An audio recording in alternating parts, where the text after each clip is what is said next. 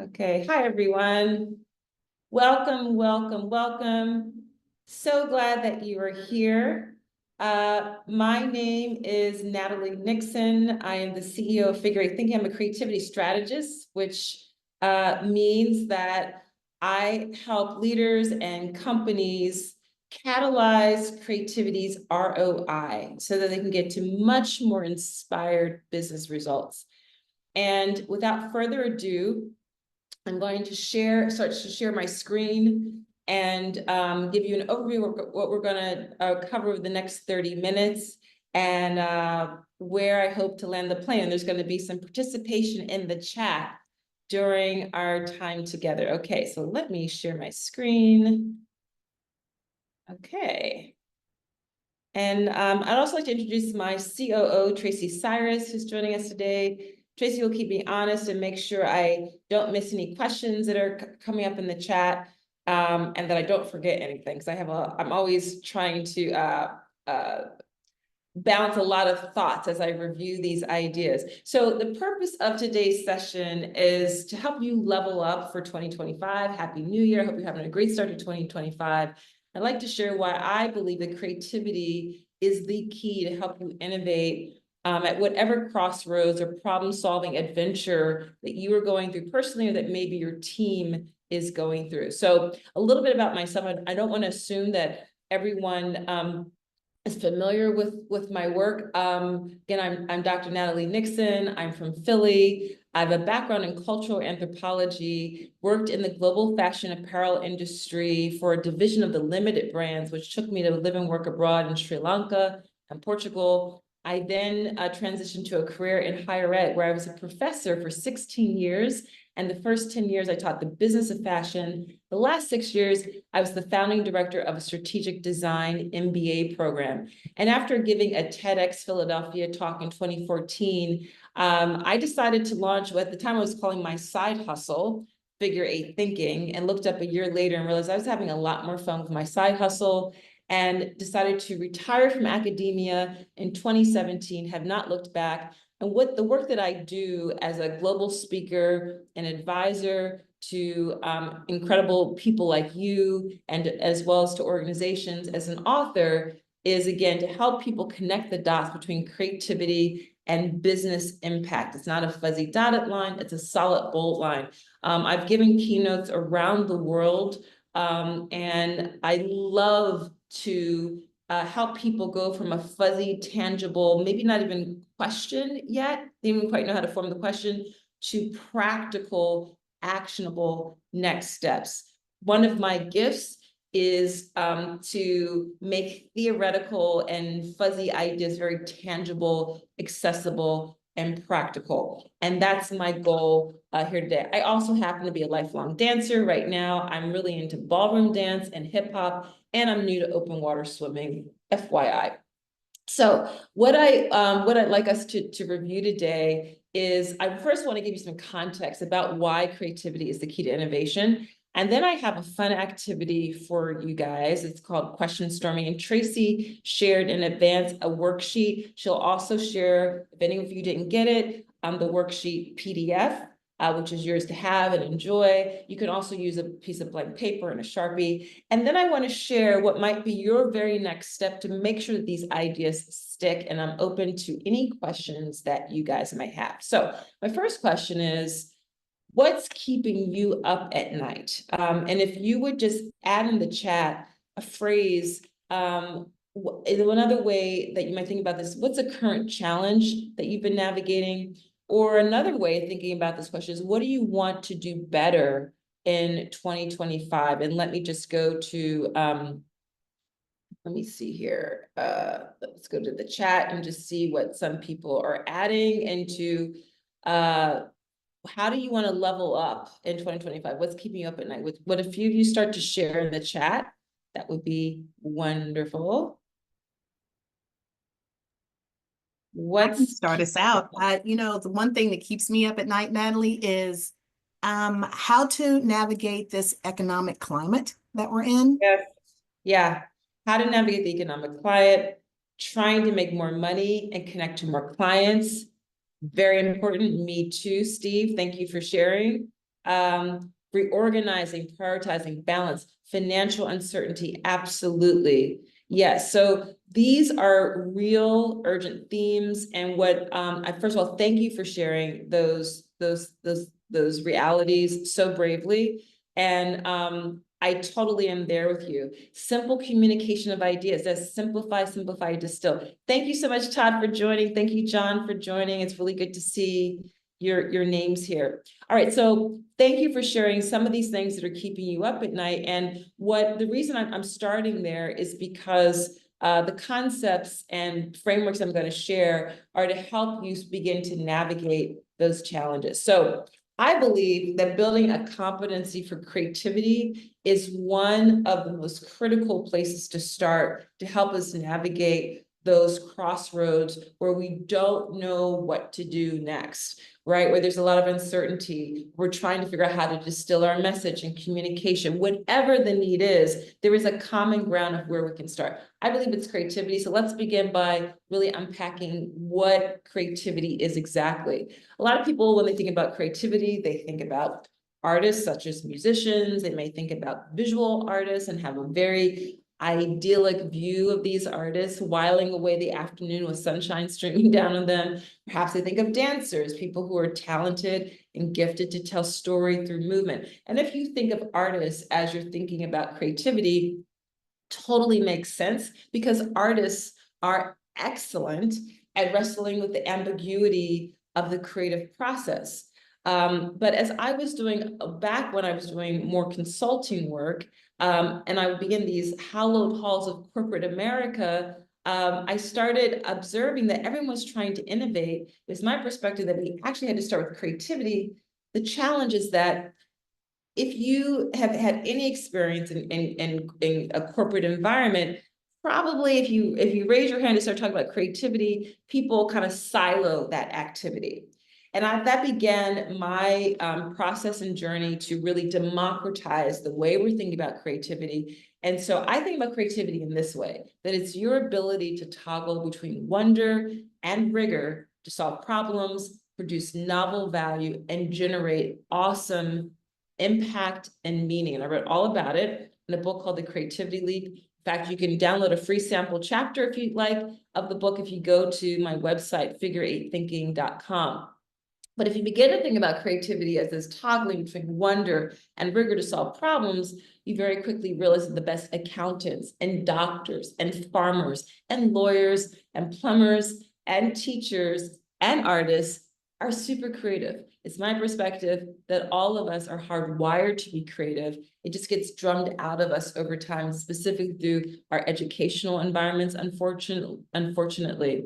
And if you're still not convinced, here's some interesting statistics about creativity's prescience and relevance in solving what systems designers and innovation thought leaders call wicked challenges that are so cumbersome, we wouldn't even know where to start. So the World Economic Forum just last year in 2023 designated creativity as the #2 job skill for 2027 and beyond. So another 2 years, they're recognizing and predicting that creativity is going to be ranking as the #2 top job skill, in demand skill. Just a year ago, they were ranking creativity as the #3 job skill. So it's increasing in its relevance. The Market Splash did some really great research in 2023. They learned that 90% of business leaders believe that creativity is essential for market competitiveness. At the same time, research from Thrive My Way presented that only 75%, but not only a lot of people, 75% of people believe they're not living up to their potential creatively. So what this means is there's a bit of a gap analysis between recognizing that creativity is really important, but only 75% of people or 75% of people feel like they're not really living up to that creative potential. Soft skills are super hardcore. Soft skills like empathy, actively listening, the ability to frame and reframe a question, to collaborate, to negotiate, to be creative is the underpinning behind all of those soft skills, which are complementary to all of the basic tasks that technology can respond to today. So let me unpack a little bit more about what I mean by wonder and rigor. Wonder is not woo-woo.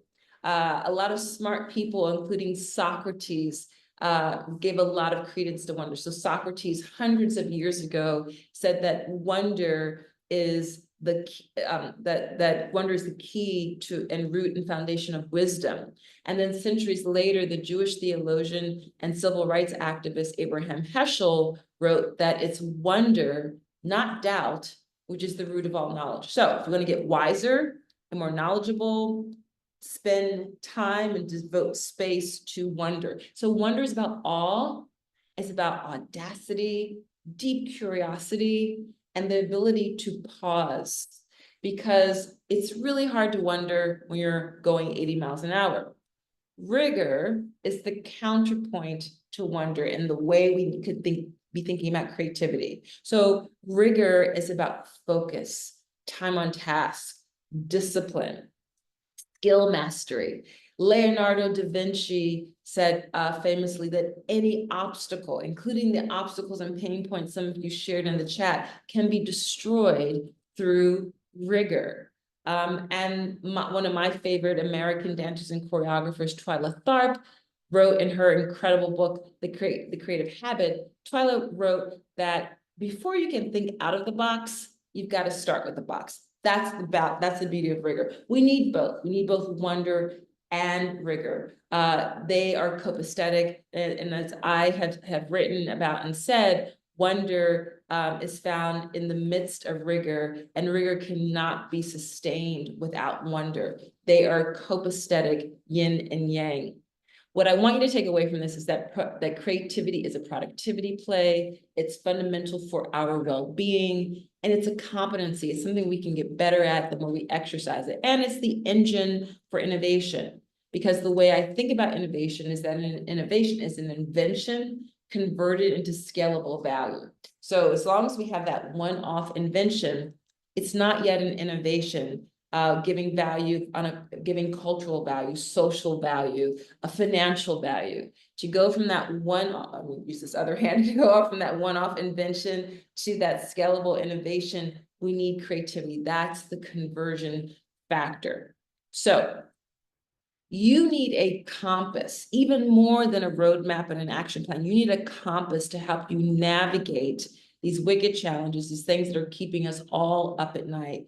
It's my perspective that building your creative competency is the way to do that, so that you can win with wonder and reimagine with rigor. And that's what I'm here to help you do, and equip you with really practical skills to do that. Specifically, we're offering a boot camp on February 6th, 2025. We're going to give more information about that. But before we do that, I want to help you to very practically today in our brief time together, really get one way into understanding creativity's ROI, creativity's way of unlocking business results. So I have an exercise for you to do, and this is where the PDF that Tracy shared is going to come in handy. Before we get to that worksheet, what I wholeheartedly believe and want to convince you of, if you're not convinced yet at all, but a lot of you may be, is that most breakthroughs do not start with answers. Most breakthroughs start with better questions. So that's where we're going to start. We're going to start with some practice and curiosity, which is no small feat, because a lot of us have been question shamed somewhere along the way in our educational experiences, early on in the job. We dared to raise our hand to ask a question, and maybe we were ignored. Maybe we got giggles and laughter. We got the clear message that we don't ask questions around here, right? Which is like the death toll to innovation, because questions are inputs into a system. The more diverse the questions, the more innovative the outcome. So we've got to practice that muscle of asking questions and of curiosity. So you see before you on the screen, the very humble apple. And what I'd like you to do, we're going to do an exercise. I'm going to take you through 3 versions of question framing. What I would love for you to do is plop your examples of questions, not answers, but questions into the chat. And I will try to read out your questions. Tracy, sorry, I'm just having a hard time finding the chat. So Tracy, if you don't mind, reading out the Yeah. questions. So here's what I'd like you to do. Thanks, Tracy. The first thing I'd like you to do is I would like you to form as many why questions as possible about apples. I'll ask Tracy to start, and then I want you to just write your example in the chat. So one question I might have is, why are apples round, right? It may seem like a dumb question, but it's a decent question. Why are they round? It's a good place to start exploring. What's a why question you might have, Tracy? I'm thinking, why are some apples sweet and other apples are sour? Love that question. Why are some sweet? Why are some, okay, good. I can see the chat, so I can help to share some of these questions. Amanda asked, why does this apple have spots? Dion, so glad you joined us today. Dion asked, why is this apple speckled? Amanda asked, why are there different types of apples? Christina, why are some sweet, some tart? Love that. Todd, why are apples so plentiful? And thank you, Todd. And Dion asking, why does it have a dimple on top? Steve, why are they so popular? Okay, great. You're getting this idea. Love these why questions. Let's expand this even further. Let's now ask some what if questions, right? So we've asked these why questions. I'd like you to now build on the why question that you may have asked or someone else asked and ask an even bigger, bombastic, audacious question. So if I started by asking why are apples round, maybe my what if question is, what if apples were square? Right? So just follow that pattern. What are some of your what if questions? And Tracy, please add a what if question you might have. Yeah, I was thinking about apples being tart and sweet. What if we could control the taste of apples? What if we could control the taste of apples? I bet some people, as some ag tech companies are working on that very question. What if we could control how sweet, how tart apples were? What's another what if question? Please add to the chat. We'll read them out loud. What if? What if apples were vegetables? Thank you, Kristen. Yeah. What if apples were black? Ooh. And what if we didn't think black apples were a bad thing, like they had gone rotten? Interesting. What if apples tasted like the cotton candy grapes? Love that, Steve. Christina, what if the taste of an apple determined whether it was crisp or mushy? Ooh, love that. That's an interesting what if. Amanda, oh, sorry, I think Amanda, you mentioned right. What if apples were little, maybe as tiny as grapes? Love that question. One more what if question, please. What if? One more. Thanks, Todd. What if apples grew in bunches like bananas? Yes. Okay. Love, love, love. Okay. So now what we've just done is we've diverged, and now we're going to start to convert. We're starting to narrow in on the way we're framing this question. And we're going to do that by asking, how might we? And you don't have to write out the entire how might we. You can just abbreviate that with HMW. How might we, or how might I, it'd be grow apples in bunches, or how might we, you don't have to build on some of these questions. You could be a brand new how question. How might we make apples accessible for every single person in the world, right? Could I just get 3 how might I or how might we questions in the chat? And Tracy, if you want to add a how might we question. Yeah, I'm trying to think of something unusual, like, how might we make sure apples are accessible to everyone on the planet, free of charge? Free of charge. Love that. Love that. What's another how question? We're starting to get tactical. Now that we've gotten bombastic and expansive, and I'm thinking, how could we get tactical? What's a how question? Let's get 3 in the chat. Todd, thank you. How might we make apples as desirable as candy to children and young adults? Really good question, Christina. Christina, I'm just going to convert your what if question to a how question. So how might we harvest apples year round, regardless of the climate? Steve, thank you. How might we make sure that an apple a day does indeed keep the doctor away? John, thank you. How might we encourage people to eat ugly apples that actually taste great? Such an important question that would solve so much wastage. And Dion, how might we get seedless or cordless apples? Thank you. Monsanto, I think, has figured that out with some oranges already. Great questions. Okay, so my point is here, and I know you've all heard this before, there's no such thing as a stupid question, right? Once upon a time, a group of people asked, what if we could power up automotives, cars, through electricity, but plugging them into the wall instead of using petrol. And some people said, no, I'm not, why would we ever do that? Walked out the room. And other people said, say more about that. Now, Elon Musk was one of the first people to figure out how to monetize at scale this idea, but he was not the first person to really explore a seemingly crazy question, right? So we've got to start with asking new and different sorts of questions. So now I want us to connect the dots between this exercise we just did and the pain point you've been wrestling with. So if you have this sheet to your avail, would you, just around the top, write out as a phrase the pain that you are exploring. Maybe it's economic instability, maybe it's clear communication with the team, or breaking down silos, or figuring out how to scale your work, whatever it is, write that at the top. And for in the interest of time, we're not going to go through the why, the what if, and the how. Let's just start with the juicy what if questions. I love you to share in the chat, how could you convert your pain that you've identified into a what if question? What's an expansive what if question that you could frame? And if you would share it in the chat. What's a what if question? And for me, I think about, talking about the economy today. What if we could figure out a way to sell our products that were, economy benign, if you will, or not based on the economy? What if we could sell products that were, say more about that, Tracy, that you said that were not benign?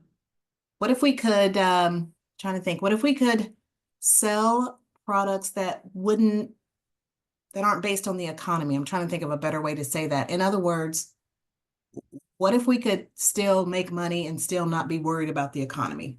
Okay. That makes sense. What if we could earn money without anxiety about the economy? Okay. Love that. I just added it to the chat. What's another what if question linked to a pain point? Right, Todd, thank you. What if I created a process and a system that provided a predictable and plentiful source of income? Ooh, Love that's that good. question.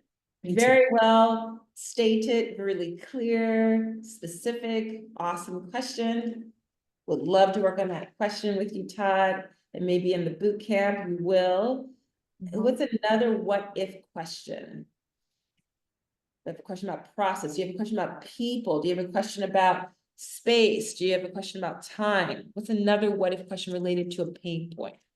If you would share in the chat. And maybe for someone who is having issues with a team, if they manage a team, what if I could get my team more engaged?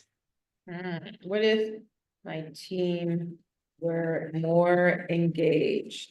And I'm going to say, what then would a typical day at work look like? The reason why what if questions are so fantastic is, I don't know about you all, but when I engage in this exercise, I get more energized, I feel more expansive in my heart, in my chest, I feel more hopeful, and it helps us with future thinking, with foresight thinking, to imagine what's possible, right? What's essential, what's transformative. So that's why it's so important to be able to say out loud those sorts of questions and to get help in articulating what that question might be. So one more. Thank you, Dion. What if I could create a world-class candidate experience? Love how specific you are. You qualified it as world-class. And what if we made collaboration easier? What if collaboration was easier? Yeah, because collaboration is hard, right? We know that collaboration yields better results, but it can be a drag, right? We feel like it slows us down initially. These are great questions. What if we prioritize how to prioritize when everything is urgent and important, right? What if I figured out how to prioritize what's most urgent, what's important? Okay, thank you, thank you, thank you. So having gone through that exercise, that's just the tip of the iceberg, right? If you want to figure out how to make these questions real, tangible, have actionable next steps, then you might want to stick around and engage in that February 6th workshop, that boot camp. So it's happening, it's over a 3-hour period. happening on February 6th. It's called the WonderRigor Ideas Lab Bootcamp. The reason why it's called an ideas laboratory is because we have to start by shifting our mental model, the way we think about things. That leads to shifts in behaviors. And finally, that leads to culture change, the culture of ourselves, the culture of our teams, the culture of our organization. So I'm operating on two assumptions here about why I believe this boot camp is really essential right now. We are churning in our world with so much disruption, geopolitical disruption, climatic disruption. Tracy, where Tracy is in Texas, she's experiencing, she was telling me before the call, they're looking at maybe 20-degree Fahrenheit weather in Texas next week. It's super chilly here. I happen to be in New York today. The other assumption that I know we have to all navigate is algorithmic science and the tech saturation, right? We're all constantly needing to integrate new technology. It's a bit overwhelming. Based on those two assumptions, the outcome of this bootcamp is twofold. Number one, you will leave inspired and energized with new ways of thinking, again, shifting your mental model. And the second thing you'll leave with is practical, tactical tools. This exercise is just one example of many tools that I share in these sorts of toolkit and these sorts of boot camps to help you begin to incorporate into your work. So here's who this boot camp could be helpful for. This may be you. If this sounds like you, then seriously consider joining us on February 6th if your team is struggling with generating fresh ideas.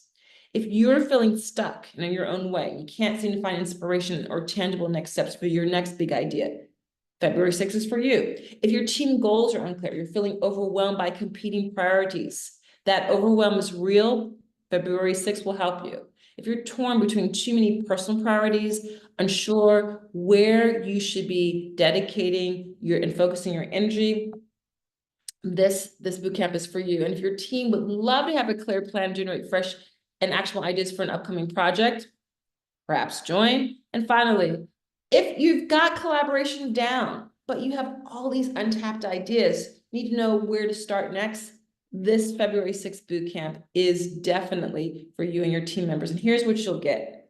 You get a practical toolkit to go from idea to action. You'll be able to break through stagnation. You'll shift to being a standout creator instead of just kind of a copy paster. You're going to master the WonderRigor framework. So I have a very specific framework, which I will be sharing, and that's what we're going to be working from as our guide in those 3 hours. You'll get a whole 2x2 map that I've created. You're going to get some personalized action steps to help you navigate these next 12 months or 11 and a half months. You'll be joining a community that fosters innovation. You'll be gaining accountability because you will walk away with an accountability partner. And you'll have interactivity with yours truly, with me. And I love to do this work. So hope to see you then.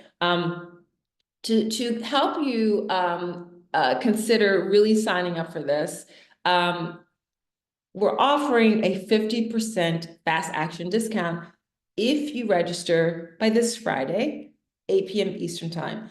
The price of this bootcamp is $995. If you register by Friday evening, it's a 50% discount by using the Bootcamp 50 code. Tracy will be following up with everyone with this, with reiterating what this code is, which will give you this bootcamp for $497.50. And the way we've set this payment up is that you can do it as a payment plan as well, if you would like. And again, you just have to use the Bootcamp 50 code. You can also scan the QR code at the bottom of the screen. So with that being said, I'd like to, we have like a minute left, but any questions that are in the chat, let me know. What are the questions that you may have? Anyone? Amanda, thank you so much for joining today.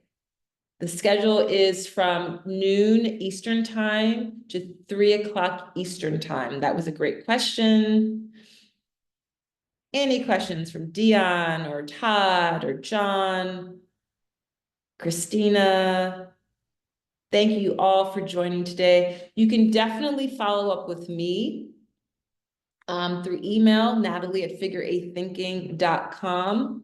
If you have other questions. Thanks, Dion, for your praise. I really appreciate that. That means a lot. Thank you for rejoining, and thank you, Patrick, for the feedback.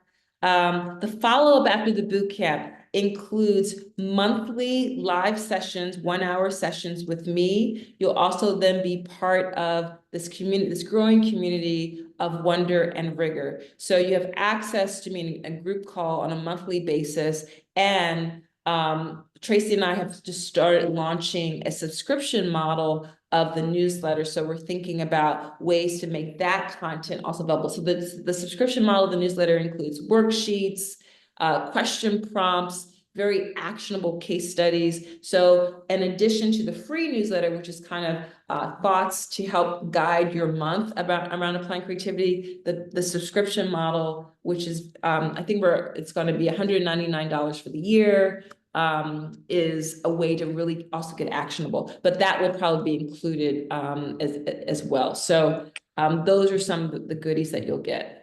Also, I Thank just wanted you to all. point out, Yes. I just wanted to point out too, once you register for the boot camp and go through the boot camp, you will have something actionable to take away. I know Natalie said that, but I think that's really important. We went through this one exercise, but can you imagine taking your issue and expounding on it and leaving with an answer, leaving with something to take back to your company, your team, or your business? Thanks for that, Tracy. Thank you all so much for joining. Make sure you register by this Friday to get this awesome discount. I hope to see you on February 6th. Follow up with any questions. Have a fabulous day. Thanks for joining. Bye. Bye, guys.